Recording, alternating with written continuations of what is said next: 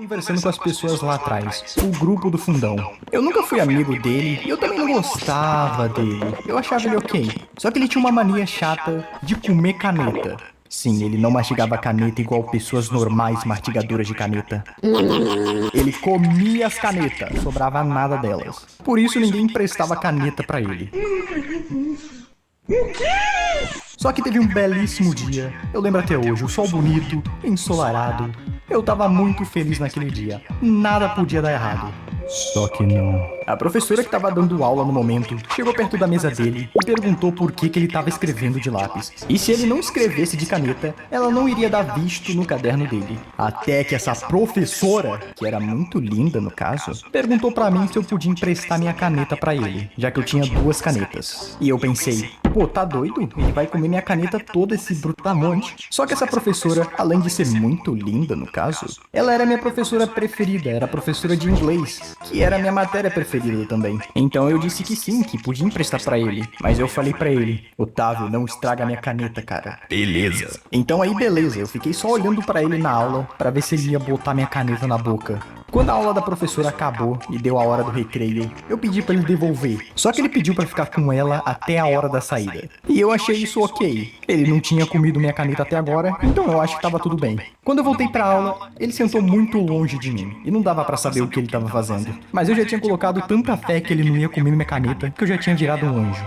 Até que no final da aula ele me devolve minha caneta. E a caneta tava sem corpo, velho. Tava só o plástico e a tinta. E ele ainda tinha mastigado o plástico. Mano, como é que uma pessoa entrega uma caneta toda ferrada pra alguém e ainda acha que tá de boa? Ele realmente não via problema naquilo. Mas aí, já que ela tava toda ferrada, eu falei que ele podia ficar com ela. E ele me agradeceu ainda. Eu só não bati nele porque eu não sou a favor da violência. E fui embora. Depois disso, eu comecei a deixar só uma caneta na mesa, pra não ter o perigo de uma professora de inglês, que é muito linda no caso, me pedir pra emprestar de novo. Tinha uma época que o mínimo problema que eu tivesse era motivo pra mim faltar aula. Tá chovendo? Vou faltar aula. Minha camisa tá amassada? Vou faltar aula. Faltou luz? Vou faltar aula. Meu amigo vai faltar aula? Vou faltar aula. Eu faltava tanto que eu nem sei como eu nunca repeti de ano. Eu faltava tanto que um dos meus apelidos na escola era aluno novo. Não tinha uma semana que eu ia pra escola todo dia. Eu tinha que faltar pelo menos um dia na semana. Era uma regra minha. Se eu fosse uma semana inteira pra escola, eu provavelmente morreria. Eu lembro que no 5º ano, faltando um dia pra formatura, a professora falou: essa é a melhor turma da escola. Provavelmente todo mundo vai passar de ano. menos o Gabriel, ele falta muito. E eu nem sabia que uma professora podia constranger um aluno assim em sala de aula. Mas ela tinha mentido, porque quando eu fui na formatura, tremendo de medo, sabendo que eu não ia receber meu diploma, e provavelmente meu pai ia me descer o sarrafo, eu passei de ano e recebi meu diploma mesmo assim. Ou seja, a minha professora só tinha falado aquilo pra me deixar com medo. E talvez me dar uma lição pra mim nunca mais faltar aula. Mas enfim, teve um dia que eu realmente não queria ir pra escola. E eu meio que tava viciado em um jogo e queria faltar aula pra ficar jogando o dia todo. Só que tinha uma coisa, esse dia era a prova de matemática. Não era prova de bimestre, era uma prova que o professor dava justamente pra galera que tinha pouco ponto, pra poder ajudar na nota final do bimestre. Portanto, essa prova não tinha segunda chamada. Mas eu não sabia que tinha prova esse dia, eu tinha esquecido. Normalmente eram meus amigos inteligentes que me lembravam. Então eu só decidi que ia faltar mesmo pra poder ficar jogando. E fui dormir. Aí depois eu acordei e fiquei jogando o dia todo. E no final do dia, eu vi uma mensagem do meu amigo no Skype, falando que teve prova. E sabe quando você se arrepende de algo no mesmo segundo que você termina? É isso aí que aconteceu. No outro dia, quando eu tava indo pra escola, eu sabia que quando os moleques me vissem, iam me zoar pra caramba por ter perdido a prova. Então eu tinha que pensar em uma desculpa muito convincente pra eles não me zoarem. Até que eu vi meus amigos vindo até mim com uma cara de maldade. E começou. Caraca, Gabriel, perdeu a prova de matemática, tá ferrado. Tu é muito burro, Porque faltou, seu animal. O meu avô por parte de mãe morreu ontem.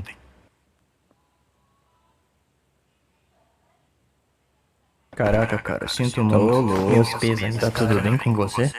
Obviamente o meu avô não tinha morrido. Eu menti. Na verdade, eu nem conheci meu avô, ele morreu antes de eu nascer. Os caras ficaram me acolhendo até o tempo do portão da escola abrir. Eu realmente não esperava isso dos meus amigos. Na verdade, eu achei que eles iam rir ainda mais forte quando eu dissesse que meu avô morreu. E quando eu entrei na sala de aula, eles já tinham falado pra todo mundo que meu avô tinha morrido. Veio uma galera na minha mesa falar comigo.